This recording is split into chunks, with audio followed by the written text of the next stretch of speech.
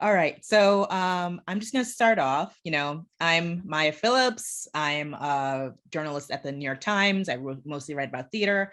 And one of the pieces I did a few months ago was on the African Grove Theater. It was the 200th anniversary. So this was an interesting story to me. I had just come across it, I think, about a year or two ago. And it's not a story I had known about. And I was really excited about it because, there was this theater that was around that was a space for Black people who were creating their own art, who were like doing Shakespeare. And it was kind of like a blip in history. It was there and then it was gone in a couple of years. So I'm happy to talk with you, Harvey and Michael, about this. And I want to just dive in. Let's start with your interest in the topic. Like, do you remember how you first came across the history and what drew you to it? Yeah, well, I'll dive in first here. And for me, it was actually reading Marvin McAllister's book on the African Grove Theater. And Marvin had gone to Northwestern, where I used to be on faculty, and he created his PhD, and then the dissertation became the book. And he dedicated himself to learning more about this moment. It's a very short moment in American history of a theater company that didn't last that long, but had a profound influence. And then it's like it's kind of like, once you're walking around and you sort of see something for the first time, you spot it again and again everywhere. And the African Grove just pops up all over every narrative you can get around African American theater. But it's always just one sentence, and that it's inspired me to want to learn more, both with Marvin's work, but also beyond that as well. So while Harvey was talking, I grabbed the book because the title is really intriguing. And this is from a poster from that period, or an article. And the title is "White People Do Not Know How to Behave at Entertainments Designed for Ladies and Gentlemen of Color." Because what happened at the African Grove, which we're going to talk about, I'm sure, is that as it became an integrated theater, it started to have all kinds of issues and problems. When it was a theater just for African Americans or people of color, it did not have those issues. But even from the beginning, it was integrated. There was integration with the musicians. But I first encountered it in a book by a guy named James Weldon Johnson called Black Manhattan. And he talks about the history of the theater. And I kind of didn't really register it. I kind of thought, oh, that's interesting. There was a Black theater. And then in Black Drama by Lofton Mitchell, he also talks about the African Grove Theater. It's like exactly like Harvey said, but in each one, the story's a little different. So in one, it's located here. In the other one, it's located here. Here it exists here. Then it's, so it's very interesting. And then, of course, in a history of African American theater by Errol Hill and Jim Hatch, they actually do a chapter on it. So I became interested in, and then the information we have is that it was at Bleecker and Mercer Street in New York, that it's at the 1 mile. Well, I live at Bleecker and Mercer Street. And so it's right there. So all of a sudden I'm like, okay, I'm in the African Grove universe. And what I discovered in doing my research is that this area was known as the land of the Blacks for 175 years before the African Grove Theater was built. I mean, from the 1626, 1628, when the first Africans were brought as slaves here. And this was the area in which Black people settled. So that just intrigued me and made me say, I've got to learn more. And of course, Marvin's book is really stunning and really helps us really put in perspective how we should think about the African Grove Theater. Mm-hmm. I love that title too. And I'd love that statement on the poster. It's so much shade. I feel like we should put that on t-shirts. I'm really curious, Michael, since you're saying you live right there, are you just constantly conscious of that? This was the land of the Blacks. It definitely is not now. Well, that's the land of the Blacks actually was what is Chinatown, Soho, NoHo, Greenwich Village, and Washington Square Park. This is where the African communities had settled after the Dutch. In 1626, the first African-American men were brought here as Dutch slaves. I have to use that term. And then 1628, the first women. There were 11 men and then 3 women.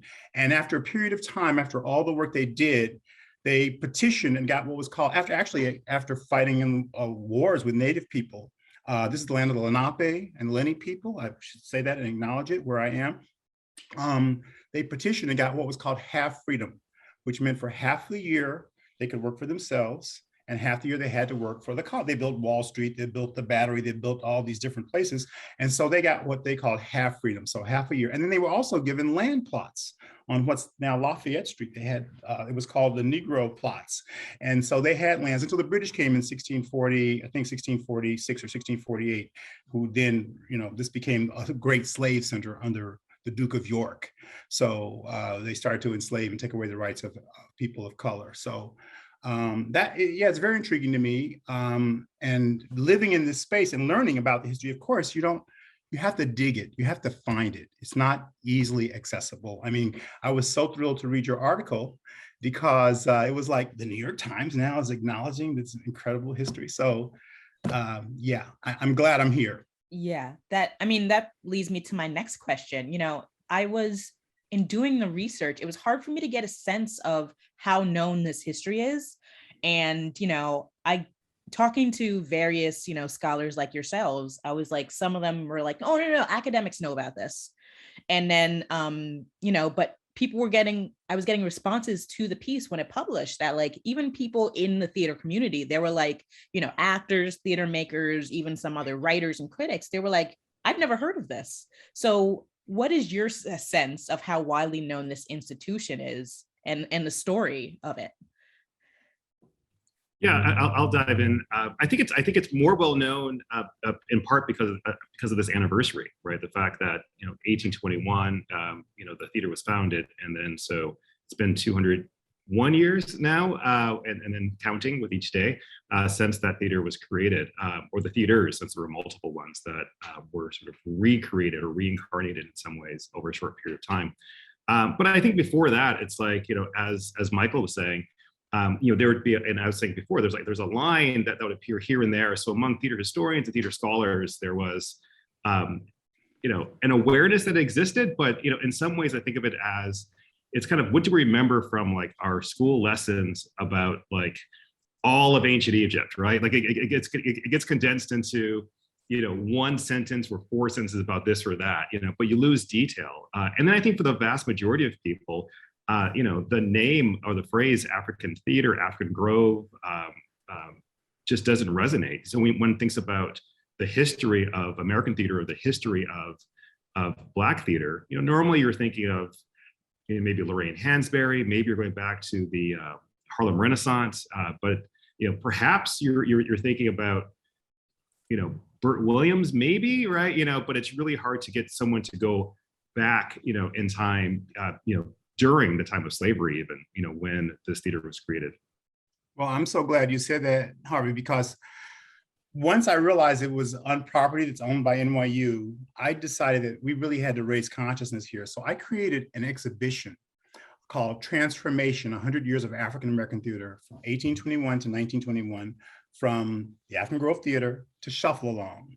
And basically looking at the periods, the different African Grove, which is before minstrelsy, and looking at ways in which Black people were shaping their images of themselves, and then the minstrelsy era, then the contribution of women, and then what happens with Williams and Walker and Burt Williams. It was really an important thing. And anyone who wants to see it, it's still up. It's called Transformation, Gallatin, Gallatin.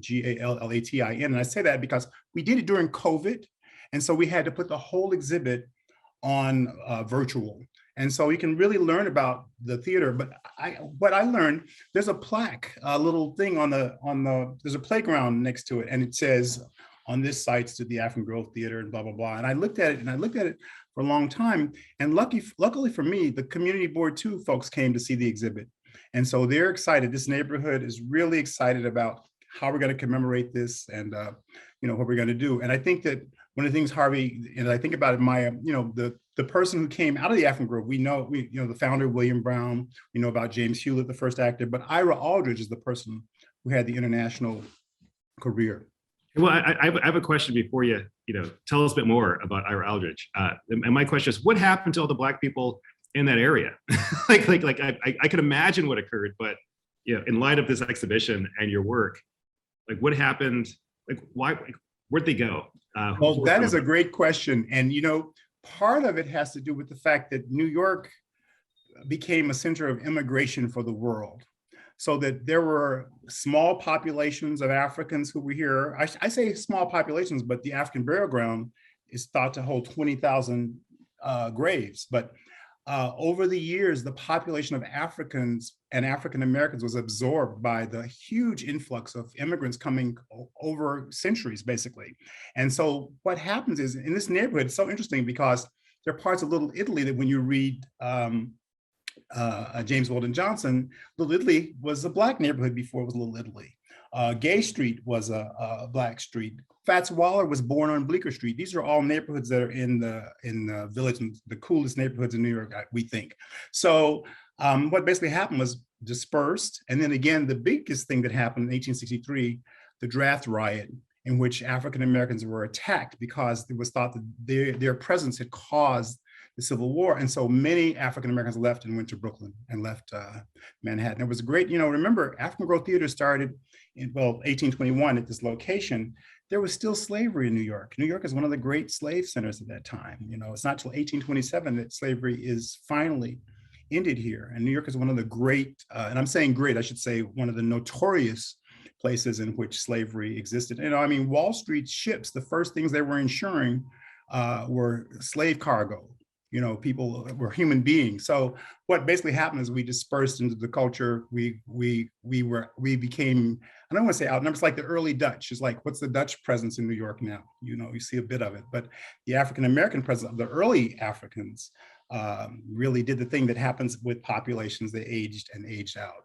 Right. So it's a combination of population growth plus presumably some level of forcible eviction, I'm assuming, like just land being taken, and then riots and just there was incredible, there were, sorry, I don't mean to talk over you. There were like 2 rebellions. There's an organization that's really great. It's called Black Gotham Experience. A guy named Kamal, where he does walking tours downtown to give you history of the neighborhood. And it's really fascinating. Maya, your article, I was so impressed with what you found in terms of digging. And, because the only reason I came across all this is I was doing the actual research on the period. And I said, oh, wow, my gosh, here's in Black Manhattan. It's in history of this, it's in Black drama and all that. But again, each one a snippet telling you different things. Harvey alluded to it earlier. The theater had different names at different times. It was the American Theater. It was the Minor Theater. It was the African Grove. So it's like, but in each one, you can kind of choose which history, how you want to look at the history.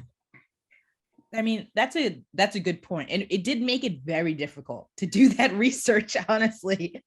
And, I would love if you both could talk about like that element of it, just like, how do you kind of construct a vision of what actually happened? Like, how do you get to the facts of the story when there are all these kind of scattered tidbits all around? And, and also how does that affect how we look at it as a history, as an African-American theater history? Well, Michael had mentioned this, we're seeing someone's model or imagined model of one of the theaters. So why do you? Okay, well, so what happened was when we put this together, I realized no one had an image of the theater. The building burned down in 1826. It had stopped being a theater, as you know, about 1823. There were occasional performances afterwards. So it was like, how do we figure this out? What do we do? So I commissioned someone, a professor, his name was David Tidwell, North Carolina A&T, to do the research and find out how was it built? What did it look like, et cetera, et cetera. And he did all this deep dive into Diderot's encyclopedias. He looked at the ways in which construction, what was used in that period in time, and he built a model to scale of the African Grove Theater, which was part of the exhibit.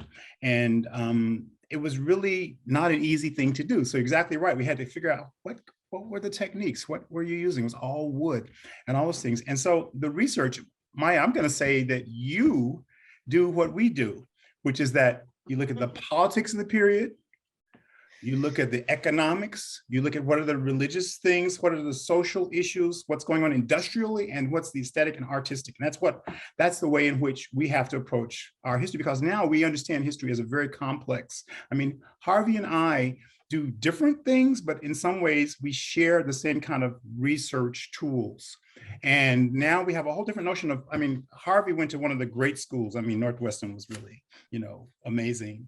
And in terms of performance, thinking about, and NYU is too, I can't, but I have to say that in terms of thinking about what performance is and what we think of as performance, and that's why Marvin's book is really quite remarkable, because he pulled all these elements together in his research. I mean, it's very, very thorough, and it was very impressive. And it also, I think, triggered what we're doing right now. It really did. So I would say that that's what we do, what you do, Maya, except that it's, your article, I mean, like there are things like that you had to locate in different places. And that's exactly the same thing that Harvey and I do, except we have to dig in different places. That's all. Yeah, I mean, I think that a lot of it's a combination of things in terms of how to piece together this history. So on the one hand, there is the fact that there were, some recognizable people, who influenced American theater and the perceptions of U.S. theater. So James Hewlett as an actor, Ira Aldridge. So that as they became quite famous, even though the theater didn't last that long, there was the narrative of their lives, and what does it mean for them to make kind of a stop, or to learn, from William Brown's theater. So I think there's that part of it. There's just the drama of the contested nature of cultural communities in New York. So in the way that we think about the Astor Place riot, sort of creating tension in 1849 across sort of two different sort of cultures of theater making, sort of a US and British one. Before that, 20 years before that or more, you have like sort of the Park Theater and then Brown's Theater, right, South African theater, sort of at odds, right? But now race becomes the tension point. And then also, I think in terms of mapping out these histories, you can begin to look at sort of land ownership to sort of tie in, like, what was occurring when and where. And it's through all those things together, sort of knowing kind of what the plot size was, what the buildings looked like in that time period, what was adjacent sort of culturally in terms of other theaters. You can begin to not necessarily imagine sort of out of like whole cloth, sort of as pretend what was happening, but you can sort of deduce, based upon the evidence, all right, this is likely what occurred and this is what the feel was like. But we do that a lot in terms of these historical recovery approaches to research, and that's how we gain access to it. But it also explains how it's taken a while for people to really dive into this history of Brown's work, because it takes a layering of all these elements to create a picture. Yeah, absolutely. And I want to talk about Brown himself. So, because he seems like such an interesting figure, 1816, he buys his house, Thompson Street, turned into like a space of leisure for Black people. And then, eventually he starts this theater. And so can you talk about what we know about him as a figure, like his origins, his goals in creating the space, and ultimately how he kind of just disappears from the record?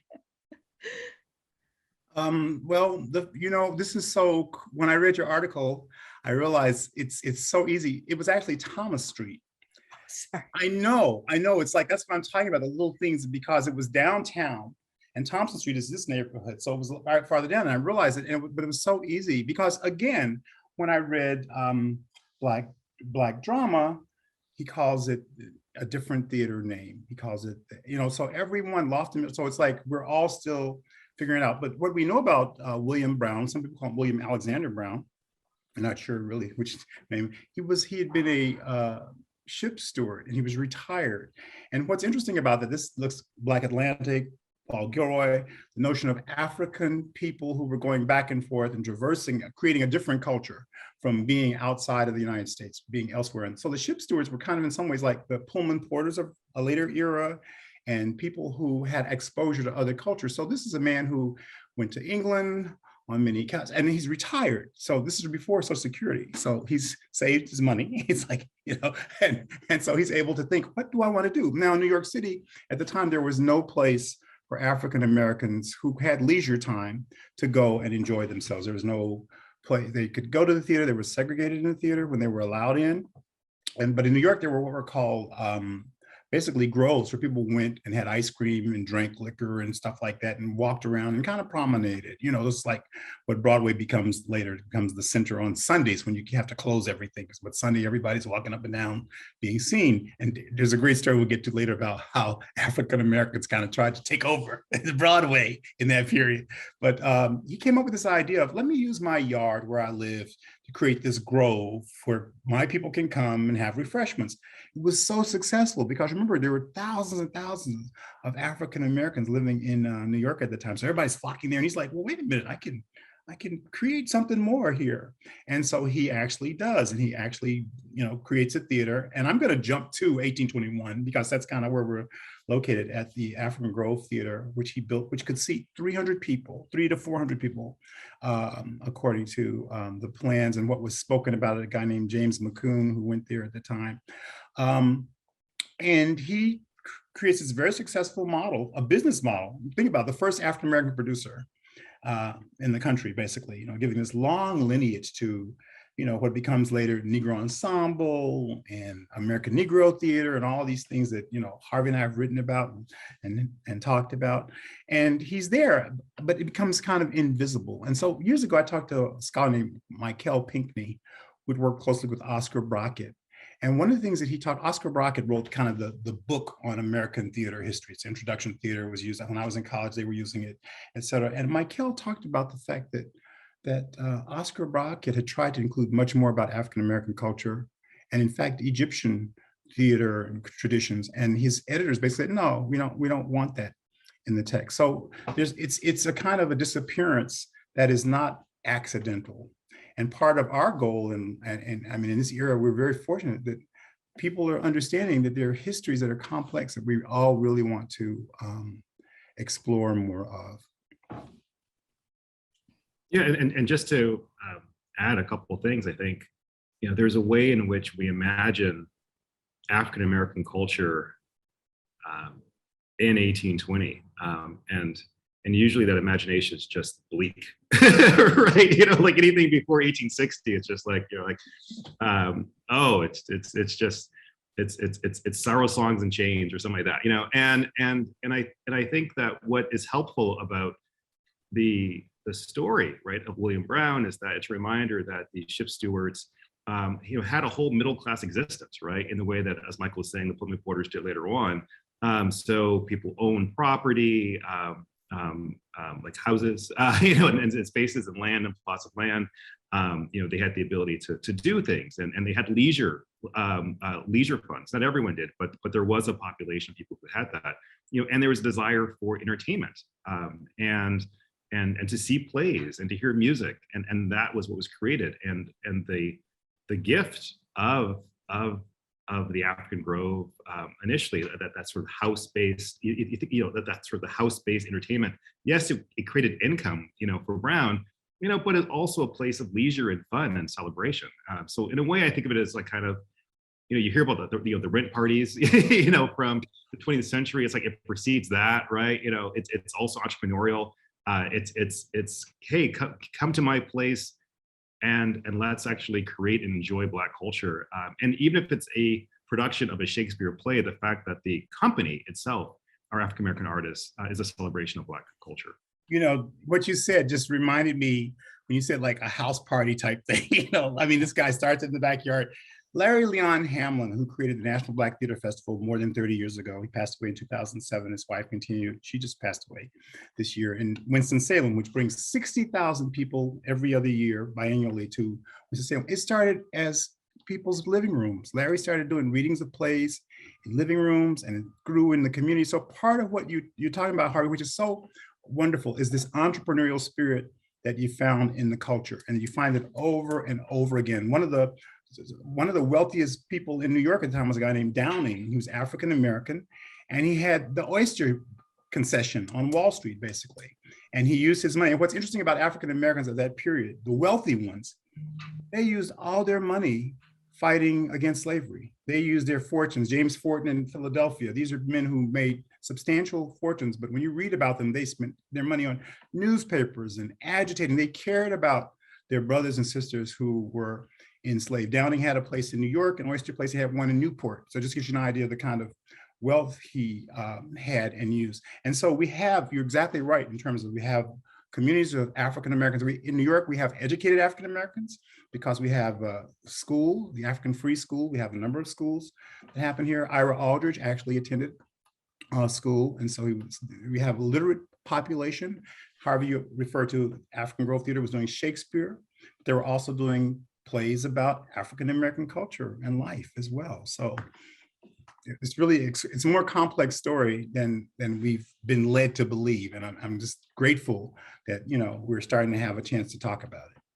Yeah, that definitely struck me too. The that middle class kind of element of it, that it's exactly what you said, Harvey. That was like, oh yeah, Black people, they were just being sad around that time, right? Like that's all we were doing for most of history. We were just like being messed up, creating art despite that. But which is unfortunate if you think about it. That's what that's what contemporary cinema kind of gives us, right? Yeah. What is your cinematic? You think of that way since cinema travels so widely these days. Like, what is your cinematic representation of Black life before 1850, right? Yeah. I mean, they're definitely not sitting there like laughing at a play or whatever. Oh. Well, you make a good point, because in cinema and so in our own image, in creating who we are, we think of Oscar Micheaux, who made many in the exhibit we had within our gates. I mean, there are images and ideas. Burt Williams is on film from his fame. So it's like, what are we choosing to register as our history and our culture? What are our next generations learning, and what's being kept? And I think it's really, and so that makes African Grove so important, because it's before minstrelsy, before we get this 80-year period of basically African people's images being distorted and contorted to conform to a white supremacist notion, so that capitalistic exploitation can happen. So I think that's why all of a sudden it's this little gem that we're kind of really starting to understand how important it is. Yeah. And so, Michael, you mentioned this in an earlier conversation we had, how often when journalists, critics talk about Shakespeare, and there's this kind of idea that is kind of novel. Obviously we had A Merchant of Venice. I'm not sure if it's still running, but featuring a Black actor, and that's been happening for centuries. But can you talk about the place that Shakespeare's works had in the programming of the African Grove, and how Ira Aldridge in particular expanded that tradition in a significant way? Well, I'm sure Harvey and I are going to share this conversation, because I mean, yeah, that was for both. Yes. Yeah, yes. I know. I was going to say, because that's like, so just Harvey, please, as I, change your name for you, just make adjustments. Recently in New York, there was a production of Merchant of Venice in which an African-American actor played the role of Shylock, and it was commented on in the New York Times as some amazing, isn't this something that a Black actor can play Shylock? Well, Ira Aldridge played Shylock in the 1850s in Russia and Germany and England. Now, what's interesting is he played it in whiteface, which was a tradition of the time, that if you're playing a character of a certain way. But what's fascinating about it is that after his performance in Russia, a group of Jews came up to him and thanked him for his sympathetic portrayal, because many times Shylock was a character who made Jewish community look really bad in terms of their history and their tradition. And so you have 200 years before, we have African Americans doing Shakespeare, and Shakespeare in this period it belongs to everybody. People are trying to form our culture. We don't know who we are. We're still pulling things from everywhere else. I mean, it's like, in some ways I think of it's American culture is diasporic culture. It's like, English, French, German, African, Native American, all these things coming together. But as we start to crystallize this notion of racialized citizenship, people started to say, well, you can't do that because that's only for us. And so you start to have a kind of a response to Shakespeare. So in some ways, I mean, I really think the African Grove Theater was very radical in saying, no, this is part of our history too. We can claim Othello, we can claim Macbeth. We can claim all these stories because these are stories that, we use that term in history, Harvey. I love it, the universal, meaning stories about humans and people and things like that. So the African Grove is very much at the very beginning saying, we have identities that connect with our Africanness.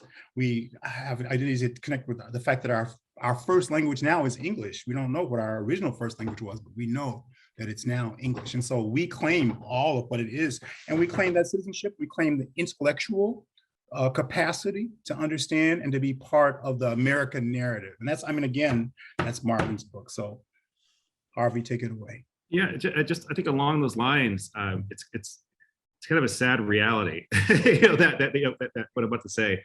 But the most produced playwright today, and for every year for the last few hundred years, couple hundred years, has been Shakespeare, right? So if you were to look at American theater and look to see which playwright is the most produced playwright on American stages across regional theaters in particular, also Broadway, but as an aggregate together, it's Shakespeare, right? To the point where whenever you see a list that says, this is the most produced playwright this year in this season, there's always an asterisk at the very bottom to say, excluding Shakespeare, because Shakespeare is by far the most produced playwright. And certainly if you look at the history of American theater developing, obviously within the United States, it's Shakespeare looms large, right? It's productions of the Tempest, it's traveling groups, beginning the 1700s and onwards. So there's a way in which the rise of American theater emerges,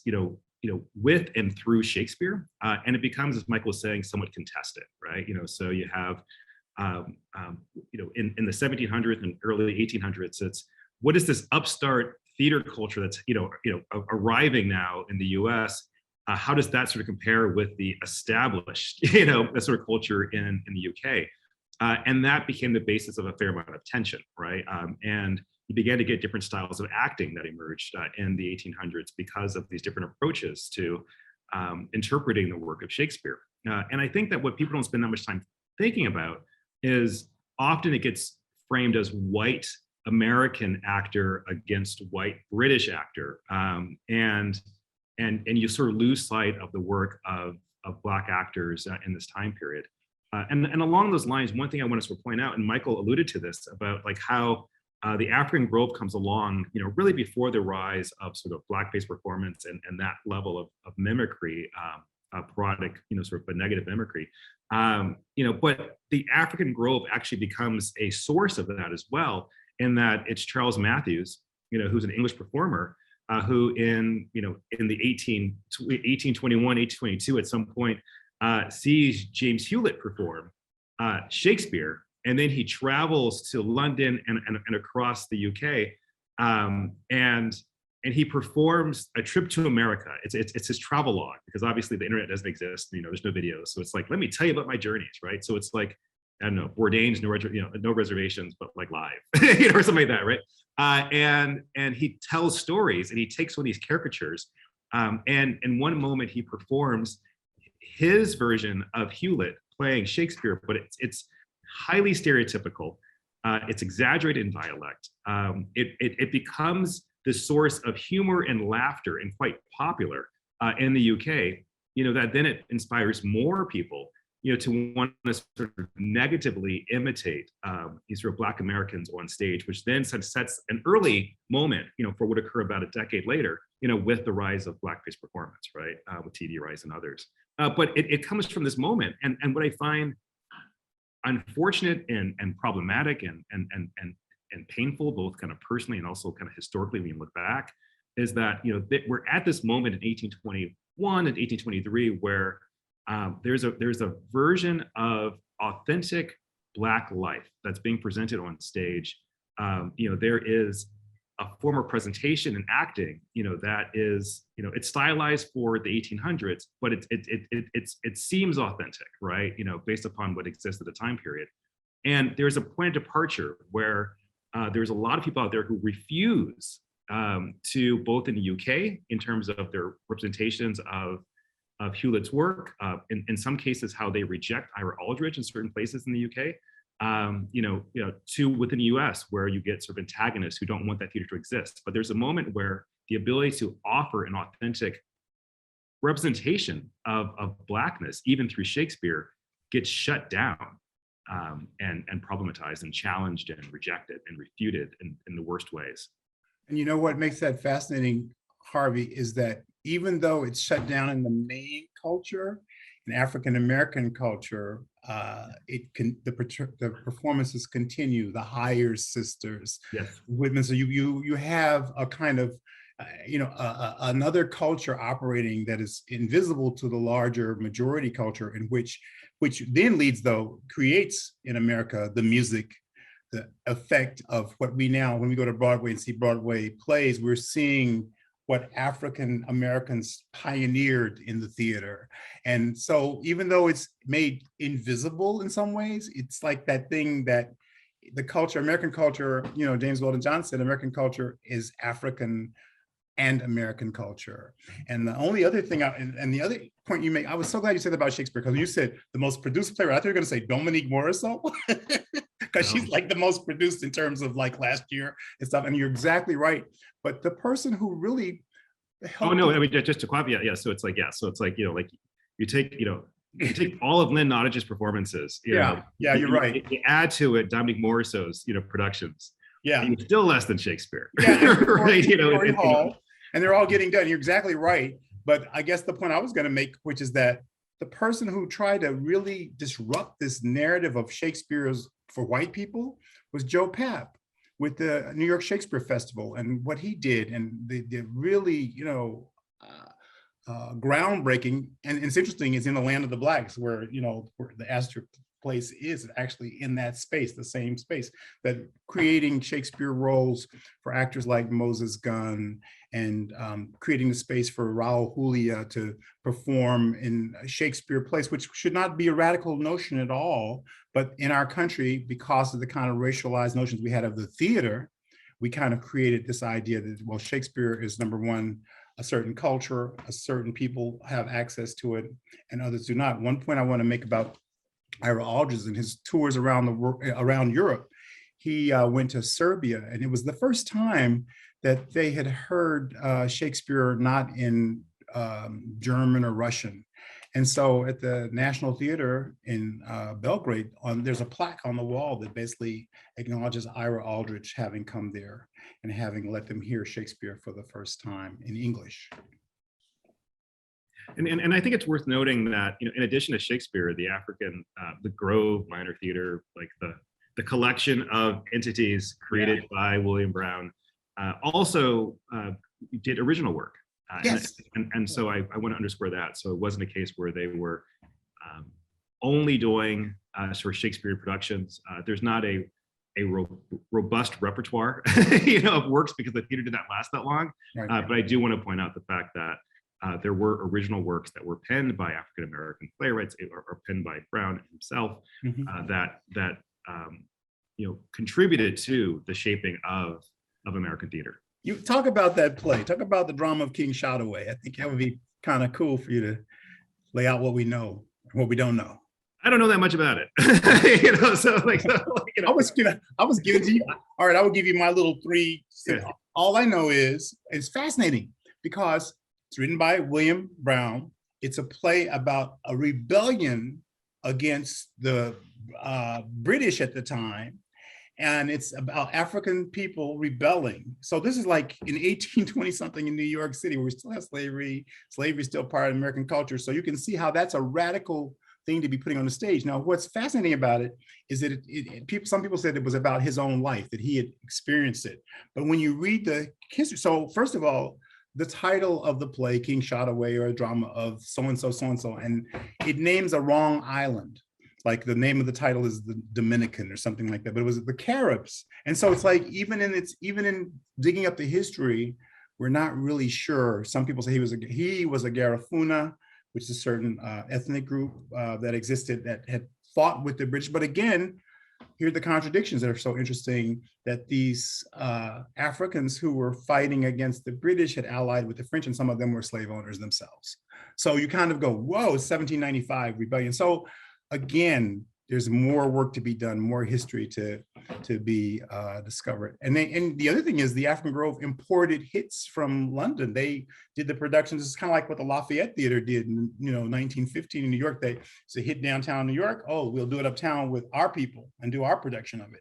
And so we get this really kind of interesting flow. Three Finger Jack and other shows that they did that were hits in London, and then Tom and Jerry, a London hit that they didn't do at the African Grove, but in the African Grove production, they put in a slave market scene. So you see there's a kind of really rich understanding of our place, what we can do, and what stories we need to tell for our people to connect with. And so you can see how an audience where they have never seen Black people assert themselves would be kind of surprised. And I think it's worth noting for those who are listening that the audience experience of being at the theater back in 1820 was different than what it's like to be at a theater today, right? So if you're imagining that people are sort of sitting quietly and reverently, sort of listening, absorbing, like sort of Richard III or one of these other pieces, it was a scene, right? It was a scene of activity, where there wasn't yet an expectation around audience behavior and comportment, right? So it was not uncommon for people to actively talk back, shout back, throw stuff, and that was part of your right, that you demanded to be entertained and you could express your displeasure however you chose. So to be in the theater was to be in a place of robust activity in which there was an exchange going back and forth between the audience and the performers, which is different than the one-way approach that you encounter, today in the theater. And I think that's helpful to remember. So it's that when you're in Brown's theater, you're watching the performance, but you're also aware of the community and the performances that are around you, and that sort of co-creates the experience of being there live. As opposed to, like you kind of shut down all senses and you have put blinders on, you just kind of look forward. So I want to put that out there because sometimes people imagine, things 200 years ago were the exact same way they were today, and that's just not the case. That makes me want to ask Maya a question. Maya, what would it be like for you to have to go to a theater, to have to review it and to have an audience just actively speaking and talking back and, interacting with the actors on stage? What would you do? I mean, it would be entertaining. It would be kind of refreshing. I mean, it's funny too, because that you mentioned that, like with Dominique Morisseau, a lot of her shows, she's been including notes in the program that is encouraging people to react. And so Alicia Harris does the same thing. Yeah. And so I think there is a trend right now of like, especially Black playwrights kind of going back to that style of theater and audience response, especially, and it becomes specifically about Black audiences too, finding a space to kind of be vocal. And, I think, and I was going to tie this in, and I was going to this works perfectly. I was going to ask you guys about this, that what is the significance of location in art making? Like this idea of like having a space that is for Black people, although even in the history of African Grove, it eventually became integrated. Like, how does that relate to the conversations we're having about, theater spaces, art spaces now, and just Black theater, and, what audiences is it for? Where can we have this kind of art? Wow, that's another hour, because, I'm involved with the Black Theater Network, which has been in existence for the last 36 years. We'll have our next conference in Detroit in July. Harvey's been involved with Black Theater Network, but he's also involved with ATHA, the Association of Theater of Higher Education. Your former president, correct? Harvey, am I right? And so these are organizations that work together, that have kind of really different locales, but at the same time, we're finding ways to work together. So for instance, our conference is in Detroit this year. Their conferences in Detroit, they connect with each other so our members can go back and forth. When you think about locale in terms of theater in this country, there's a guy named Bob Cole. He was he was an African-American theater producer in the 1880s, 1890s. He wrote a couple of shows. He worked with the Williams and Walker, and he worked with the Johnson brothers as well, and he worked with a guy named William Johnson. And the reason I say all this is that he tried to buy a theater or create a theater in the 1890s in what is now the Broadway district. and he was basically rebuffed. He did create a place where people could be trained in the theater, and it was the Worth Museum, it was called, and it was in what we now call the Chelsea area, and it was a place where African Americans could train and learn. He worked with Black Patty's Troubadours. He created a whiteface character called Willie Wayside, who I think is a progenitor of Charlie Chaplin, but that's a book that Harvey's going to have to write. And so all that to say that locale is very, very key to thinking about it. You know, the major Black theater conferences happened in Winston-Salem, North Carolina, but now we have Dr. Monica Indunu up at with the Kraft Institute up at Dartmouth. We have other places, and that's where August Wilson kind of located his talk. So it's really important. And I say August Wilson gave a talk many years ago for TCG, Theater Communications Group, in which he talked about the fact that his theater comes out of his African traditions and his culture, and he wants to see the theater reflect that more. And I think that's what's happening more. So I would say locale is important. There are about 8 freestanding African American theaters in this country, independently owned and doing productions and things like that. The question is, how will we work together? How will we broaden the scope of theater so that all Americans think and know and understand that they can come into the theater? There's a play running in New York now. It won't be running when it shows. You may want to cut it, but it's called Gong Loom's Legacy. And it's set in 1925. It's written by Charles White. And it's a story about an Asian man in Mississippi in 1925 who marries a Black woman. And so there was a large Asian community in Mississippi at that time because Chinese people were brought in to become the sharecroppers as African Americans started to migrate and leave. So it's more complex. The story should be everywhere. I'm going on and on because I'm just feeling like this, as I said, this is an answer that can go. So I'm gonna let Harvey take over now. Yeah. Just to add a couple of things, I think that, you know, when you think about the importance of these locations, you know, there's two parts to it. The first, I think, is consistency in programming, right? Mm-hmm. Like you want to go somewhere where you know that you're going to see yourself, you're going to feel like this isn't a one-off special, you know, occasion. Like this is the once in the blue moon moment where this theater company is putting on work that you know, connects with your experiences, but instead it's part of the core mission. It's what drives and animates that work. And I think we've all seen those places where, at least for me speaking personally, you know, the companies that exist where there's a real sincerity to like, hey, I'm committed to doing the work. I'm committed to the work of actually representing, you know, experiences of people who are of color, who are also not white, right? You know, and yeah. I think there's value there. Another part about it is I think that there's something about comfort and safety. So when you go back, you know, to, let's be honest, and kind of most points in American history, you know, whether it's 1820, whether it's like 1920, whether it's like, you know, 1950, you know, like, you know, and still in some parts of this country today, right? You know, that, you know, you want to be able to go out to the evening and be yourself and enjoy the events and the entertainment without being harassed, without being assaulted, without being subject, you know, to sort of racist violence or epithets. And I think that we don't often spend that much time thinking about the importance of having that sort of that security, that safety, that psychological space to enjoy and to be entertained, you know, without having to put up one's guard, you know, because something could happen by that person who's over there right next to you. And if you look around today, I mean, there's a fair amount of increases around, you know, sort of prejudice and racist speech to evidence that, you know, if it's happening today, imagine how it was 200 years ago. And Harvey, you know, you made me, in saying that, you triggered for me the fact that, you know, the dire anti-lynching bill, which has been brought 200 times before Congress, was only now signed into law by President Biden. And so he's doing these really interesting historic things that help us understand how much has not been done. The fact that we could not get consensus that this violation of human dignity, human rights, this horrible thing that happened in our country, we couldn't get agreement for more than 100 years that it should be against the law.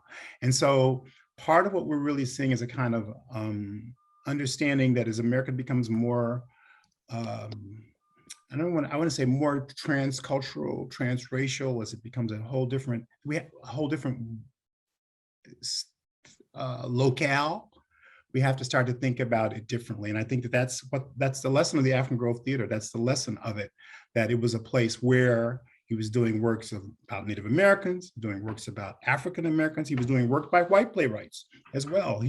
So this is a guy who at the very beginning, William Alexander Brown had a vision of American theater that was inclusive.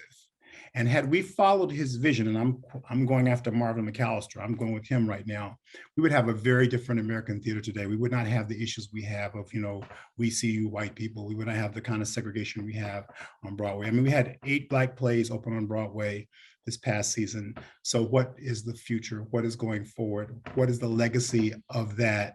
Do we have to have COVID to have acknowledgement of African American history, culture, So there are a lot of really complex questions, and I'm glad that Maya's at the New York Times to answer them for us. I don't know if I can answer them. I can certainly ask more questions, but here. Yes, and you can create the conversation, at a greater than national level, right? Because you think about the circulation of your words, not only within the country, but also like literally everywhere, right? So. Yeah. I think that's important work to acknowledge. Think of all the people who had never heard of the African Grove until they read this article by Maya Phillips, in which she's asking questions and answering questions and making people aware of this really important cultural moment in African and African American and American history. I mean, I'm just thinking about it like I'm following my interests. I am trying to do a service here, but I'm a Black person who enjoys theater. Like, this is part of my history as well. My individual history is part of a larger history that doesn't always get talked about. So I'm glad that we have these conversations. And Harvey, do you have any last takeaway about the African Grove? Michael talked about it a little bit, that like looking at this last Broadway season and the Black plays, and we see white American theater, like what's a takeaway that we can have from this African Grove history and apply to what's happening now? Right. I mean, I think that, well, just two things. One, it's important to note that the theater was essentially forcibly shut down, by not only competition, but a fair amount of racism and just people who did not want a Black entrepreneur to have a theater, right? And to William Brown's to his credit, like he just kept at it again and again and again, sort of recreating some version of this. But then in the end, it was like last about 3 years, and then it shut down, for good. And I think that there's a way in which you can think of that narrative of like, it didn't last that long, so he clearly wasn't successful. But I would say that the fact that we're talking about him 201 years later is a sign of success. And then if you think about like, what can you do in 3 years? I mean, like, I think we all have fond memories of, or not even fond, maybe we have just like strong memories of like high school or college. So a lot can happen. Some really profound things that can shape you for your life, can occur in 3 years. And it's that impact that Brown had that sort of launched and assisted in some ways the career of some recognizable actors, but also when we look back upon it to say that, that intervention that he made on the landscape of American theater sort of created the possibility, for others to follow. All right. I think that's a good place to end. Thank you. Thank you both. And thanks to the New York Public Library for hosting us.